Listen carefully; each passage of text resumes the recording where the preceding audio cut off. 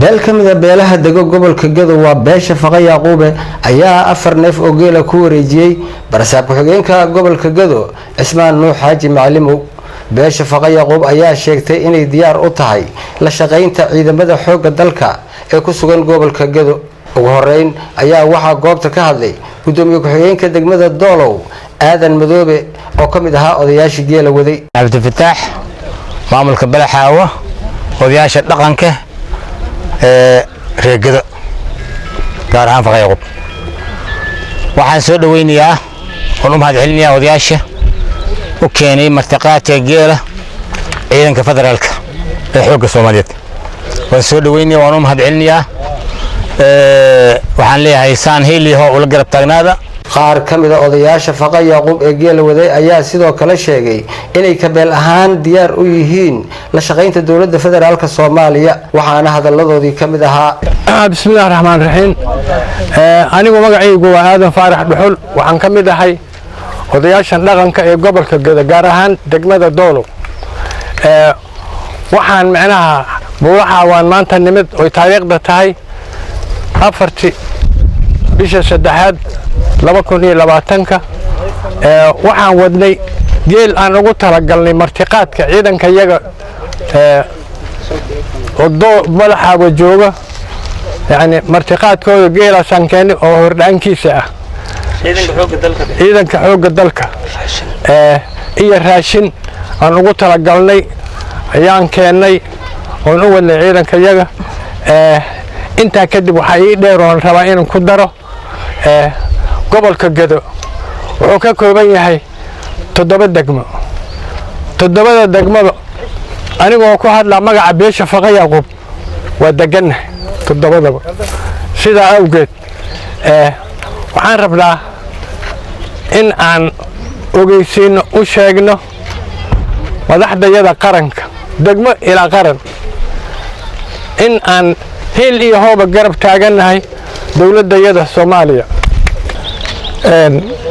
waxaan salaamayaa dhammaan ka soo qaybgalayaasha shirkan saraakiisha ciidanka iyo barsaabka iyo gudoomiyaasha degmooyinka iyo dhammaan inta ka soo qayb gashay shirkan aan ku wareejinayno geela martiqaadka ah.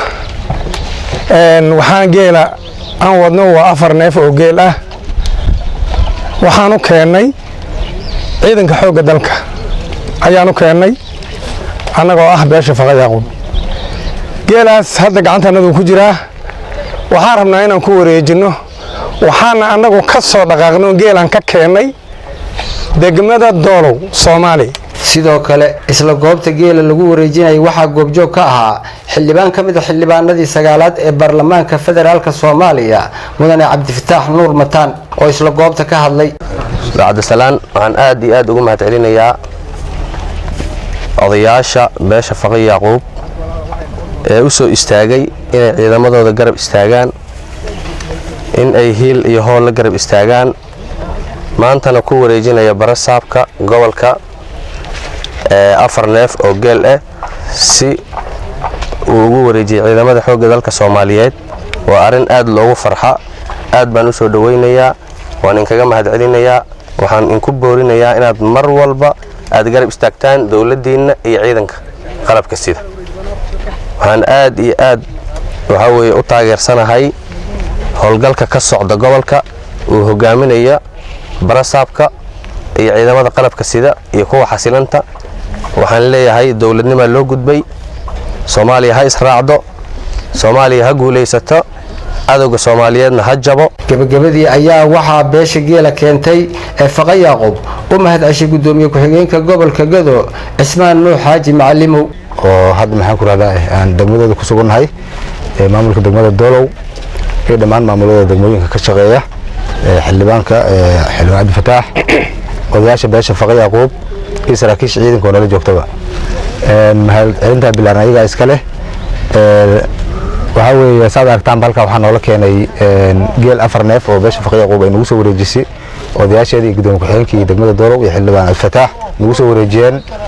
waa u mahadcelinaynaa 100% waa xal dhihi karaa waa beel garab taagan dawladda Soomaaliya adduunka waxaa la isku martiqaado waxaa ugu qiimo badan geel 4 neef oo geel ayay keeneen iyo raashinka aad arkaysaan oo maxaan ku rahdaa ilaa iyo 10 kiis gaaraya iyo saliidoodii iyo bariiski iyo sokorti waa dad rabitaanka ciidanka iyo rabitaankii dawladda ku shaqaynaya waa dad jecel dawladda Soomaaliya soo gaartay maxaan ku rahdaa inay si buuxda u garab istaagaan Warsame Xaaji Faarax dalka TV degmada Balad Xaawo ee gobolka Gedo.